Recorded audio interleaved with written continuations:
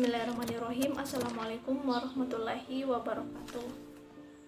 Di pertemuan kali ini saya akan membahas mengenai topik keempat mata kuliah pengantar ilmu komputer, yaitu software komputer. Sebelum memasuki materi, izinkan saya memperkenalkan diri. Perkenalkan, nama saya Reski Amalia, Prodi Pendidikan Teknik Informatika dan Komputer, kelas E, Universitas Negeri Makassar. Pokok pembahasan kali ini ada 8, yaitu 1. Mengembangkan peran perangkat lunak, 2. Perspektif industri, 3. Abad pabrik perangkat lunak, 4. Daya saing perangkat lunak, 5. Perangkat lunak, 6. Karakteristik perangkat lunak, 7. Komponen perangkat lunak, 8. Aplikasi perangkat lunak. Yang pertama A. Mengembangkan peran perangkat lunak. Saat ini perangkat lunak memiliki 2 peran, di satu sisi berfungsi sebagai sebuah produk dan di sisi lain sebagai kendaraan yang mengantarkan sebuah produk. Sebagai produk, perangkat lunak mengantarkan potensi penghitungan yang dibangun oleh perangkat lunak komputer. Sebagai kendaraan yang dipakai untuk mengantarkan produk, perangkat lunak berlaku sebagai dasar untuk kontrol komputer atau sistem operasi,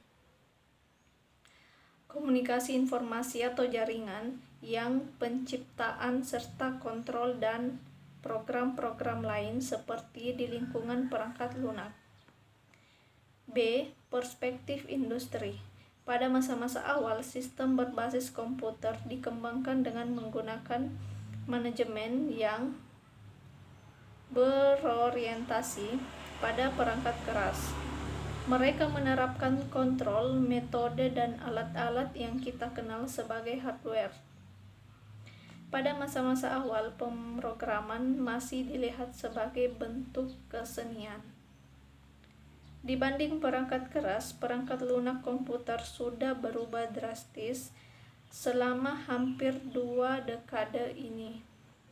Ada beberapa pertanyaan yang dilontarkan oleh para manajer dan praktisi. Berikut adalah: yang pertama, mengapa membutuhkan waktu yang sangat lama untuk menyelesaikan program? 2.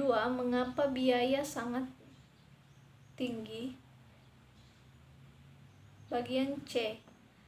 Abad pabrik perangkat lunak. Perusahaan-perusahaan yang besar maupun kecil memiliki apa yang disebut software plant. Ada ribuan aplikasi berbasis perangkat lunak dengan kondisi kritis yang sangat perlu diperbaharui. 1. Aplikasi sistem informasi yang ditulis 20 tahun yang lalu, yang mengalami 40 generasi perubahan dan sekarang tidak mungkin lagi dilakukan upaya pembaruan. 2. Aplikasi pengembangan yang dipakai untuk memproduksi desain data telah kritis. D. Daya saing perangkat lunak. Sekarang ini perangkat lunak sudah menjadi lahan yang sangat kompetitif.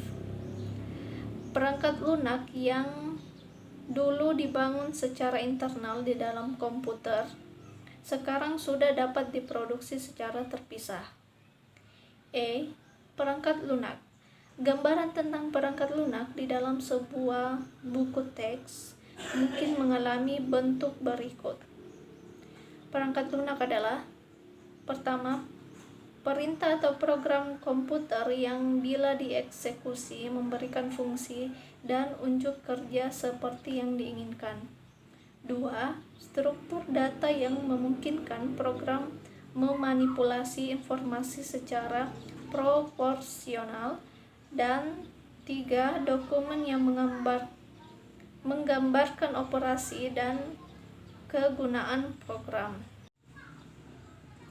F. Karakteristik perangkat lunak. Perangkat lunak lebih merupakan elemen logika dan bukan merupakan elemen fisik. Dengan demikian, perangkat lunak memiliki ciri yang berbeda dari perangkat keras. Yang pertama, perangkat lunak dibangun dan dikembangkan tidak dibuat dalam bentuk yang klasik atau pabrikasi. 2. Perangkat lunak tidak pernah usang. 3. Sebagian besar perangkat lunak dibuat secara custom build serta tidak dapat dirakit dari komponen yang sudah ada. G. Komponen perangkat lunak merupakan suatu ciri penting dan komponen perangkat lunak kualitas tinggi. Sebuah komponen perangkat lunak harus didesain dan diimplementasikan sehingga dapat dipakai lagi pada berbagai program yang berbeda.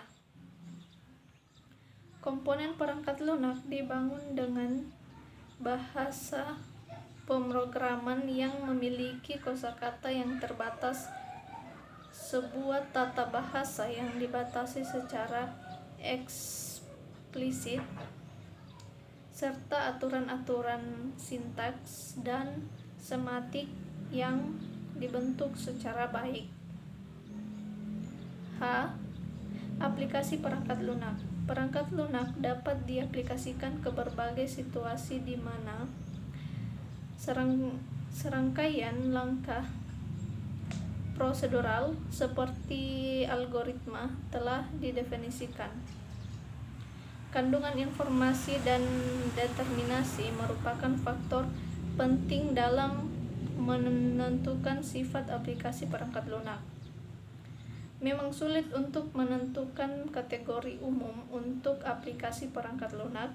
Ketika kompleksitas perangkat lunak mulai muncul, maka penggolongan yang rapi menjadi hilang. Area perangkat lunak berikut menunjukkan luasnya aplikasi potensial.